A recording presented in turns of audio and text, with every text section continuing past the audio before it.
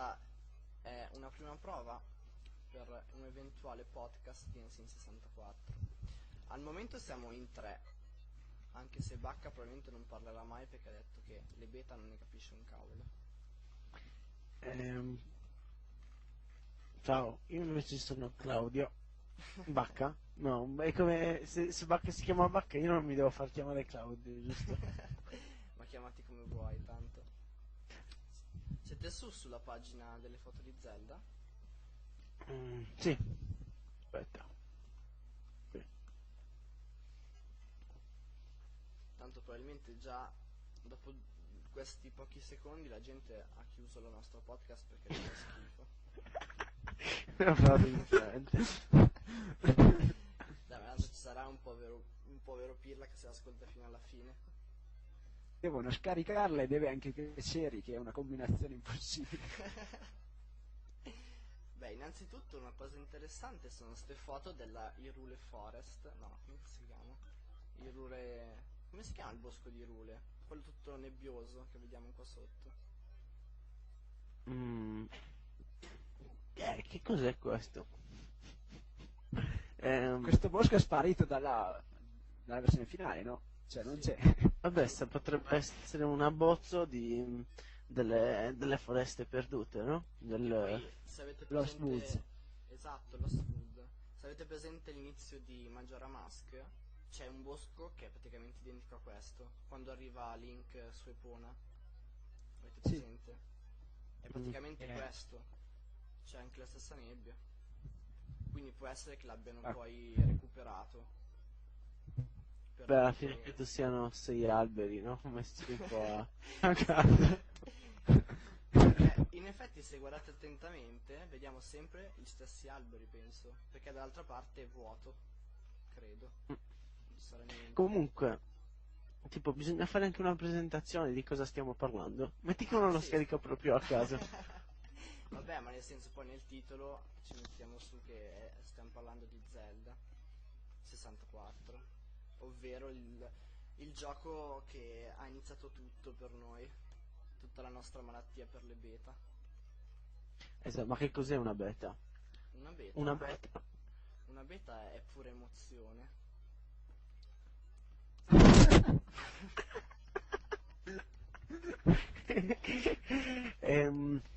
Intanto il pubblico a casa ci schernisce, ovvero Rosalex da MSN. Una beta è una parte non pubblicata di un gioco che alla fine non è stata inclusa nel risultato finale, dai vari tagli che ci sono stati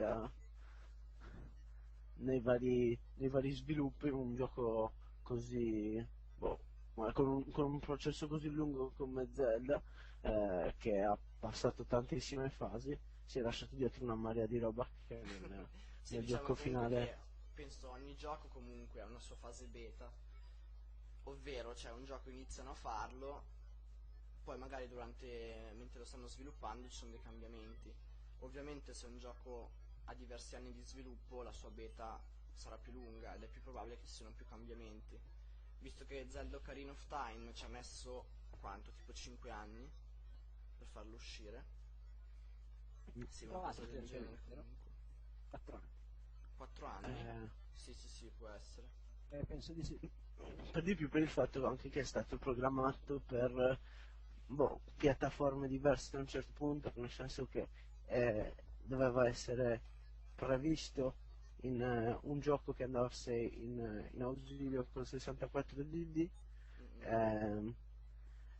per motivi di spazio, essendo le cartucce del Nintendo 64 troppo piccole. Poi con la morte del 64 DD è morto anche il progetto gigantesco per Zelda Ocarina of Time. Esattamente, anche perché probabilmente non sapremo mai.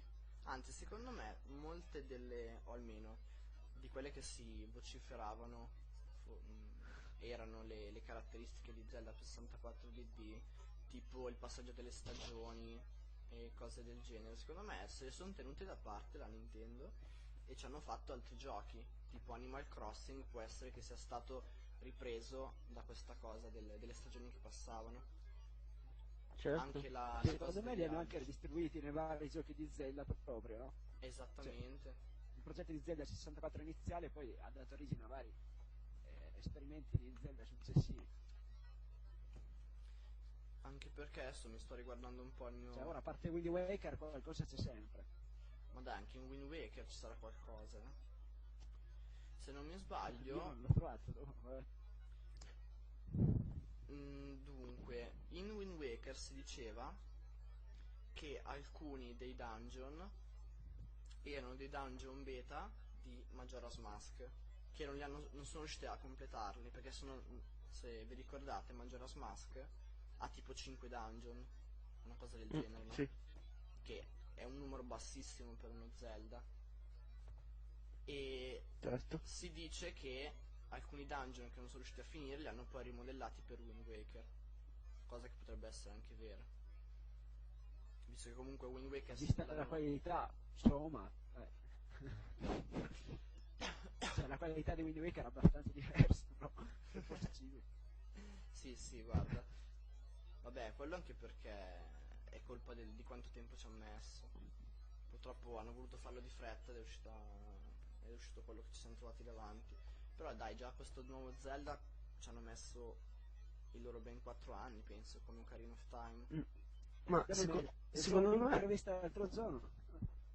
Vai. Secondo me lo sviluppo, cioè non lo so, è una cosa che mi è venuta in mente ora, che lo sviluppo dello Zelda che è uscito ora, cioè magari è stato interrotto per qualche momento, ma non è iniziato recentemente, nel senso che da quel primo filmato che si era visto per GameCube, di Link serioso contro Ganondorf, no? Già si parlava al tempo di uno Zelda dove si cercava di fare in modo che i movimenti di Link, del braccio di Link e della spada fossero sincronizzati in qualche modo col pad, no? Sì, mi ricordo. Che poi potrebbe essere l'evoluzione che c'è stata con Wii. Sì. E quelle lì erano le prime. Avevo letto di interviste Waka. dicevano che a parte quelle che era una demo, quella che c'è nello Space War, comunque proprio riguardo a Twilight Princess, c'era all'inizio la versione dei primi 2 anni, cioè quella delle 3 2004, quando era la prima volta che l'hanno presentato? 2004, Probabilmente 2000 Sì. e qualcosa, 2002, boh. Twilight No, aspetta, Princess? scusa, 2004. Sì, 2004. Sì, esatto. Fino a lì era 2 anni che era in sviluppo e era diretto da un certo Takano, che era lo stesso che aveva fatto 1080 Snowboarding, no? Ah. E dopo hanno visto la reazione del pubblico e in un'intervista recente hanno detto che hanno cambiato tutto, hanno messo molto più gente a lavorarci, quindi anche questo gioco qua praticamente da 2 anni in poi ha subito completamente un cambiamento. Sì, anche perché quindi sarà pieno di beta. ma infatti già questo nuovo Zelda è già pieno di beta, perché vabbè, adesso io devo ancora finirlo. Tu Bacca non spoilerarci troppo. Comunque guardando i vecchi screenshot e i vecchi video, già sui forum si parla di scene tagliate e scene che non ci sono nel gioco finale, come proprio questa foresta di cui stavamo parlando prima, perché se ricordate tra i primi filmati di Zelda per GameCube, il secondo, Twilight Princess, fanno vedere una foresta che è praticamente identica a questa che hanno mostrato per Ocarina of Time. Avete presente quando c'erano, tipo si vede Link? Quella coi cani anche. Esattamente, esatto. Doshin del Giant, tipo, ti ricordi, c'era quell'affare Sì. giallo tipo Doshin. Esatto, anche quello non c'è. Hanno tagliato pure quello. Praticamente questi 4 anni di sviluppo di Ocarina of Time e questi 4 anni di sviluppo di Twilight Princess hanno portato a un sacco di beta, di situazioni beta che poi nel gioco finale non ci siamo più ritrovati. Se in sicuramente Ocarina of Time sarà il re indiscusso, perché cioè già solamente nella prima pagina di screenshot che sto guardando ci sono cose abbastanza assurde che Totalmente diverse, sì. Esatto. Anche perché, appunto, non so, e sopra la prima parte, quella dove Link somiglia incredibilmente a Tingle, forse non so neanche di che motore grafico si possa trattare, però poi dalla seconda parte era qualcosa di molto più simile a Super Mario, no? Super Mario 64, prima ancora che essere migliorato, come poi arriverà alla fine. poi già si vede, tipo nelle prime foto comunque il lago Ilia c'era già. E tipo c'è questa foto con la bambinetta col vestito verde, dove sullo sfondo si vede già una specie di lago Ilia. Infatti, ma quella là chi sarebbe teoricamente? Perché c'è il lago Ilia, quindi. È Malon, secondo me. E anche secondo me era Malon, però c'era il lago, quindi. Vabbè, l'hanno fatta spostare. Se non mi All'inizio sbaglio, secondo me c'era il ranch al lago. Sì, quello può essere, perché lui di fianco potrebbe essere un ranch. No, ve l'ho sparata così. Tra l'altro, nelle prime preview del gioco si parlava di una ragazza, che adesso non ricordo il nome, Aria forse, non ricordo, ed sarebbe quella ragazza che si vede negli screenshot di Link dentro nella città. C'è una specie di ragazza con un vestito bianco e probabilmente era qualche personaggio che aveva maggiore importanza all'inizio, perché anche non bisogna dimenticare che anche la storia di Zelda Ocarina è cambiata nel tempo, perché se andiamo a vedere la storia originale, che ho segnato da qualche parte, l'introduzione per il gioco era completamente diversa. Praticamente Link si stava preparando per la sua cerimonia di maturazione, una cosa del genere. E poi vabbè, parla già di Ganondorf, eccetera. Vabbè, Ganondorf c'è lo sbattimento sempre. Comunque Sì, comunque, diciamo che, se posso aggiungere solo una parentesi, dalle prime foto che si vedono di Zelda Ocarina of Time, la cosa che si vede prima è che Link è adulto. No, Link piccolo giusto. spunta dopo comunque, no? Infatti quello è vero. Chiusa la parentesi. È vero, non ci avevo pensato. Può anche essere Spunta dopo benissimo un bel po'. può anche essere benissimo che nella prima fase di Ocarina of Time i due mondi non erano passato e futuro, cioè Link bambino e Link adulto, ma potevano anche esserci due mondi che erano differenti. Fra l'altro, La prima foto di Link bambino è quella nella caverna ghiacciata, in fondo, o no? Lì è già bambino. no, secondo me lì è adulto, sai che non lo so. Vabbè, comunque queste foto non sono strettamente in ordine cronologico, No, per cui infatti sono in un disordine completo. C'è Rosa che si... No, Rosa, non si è sentito... Io non ho sentito. Questo scherzo non ha funzionato.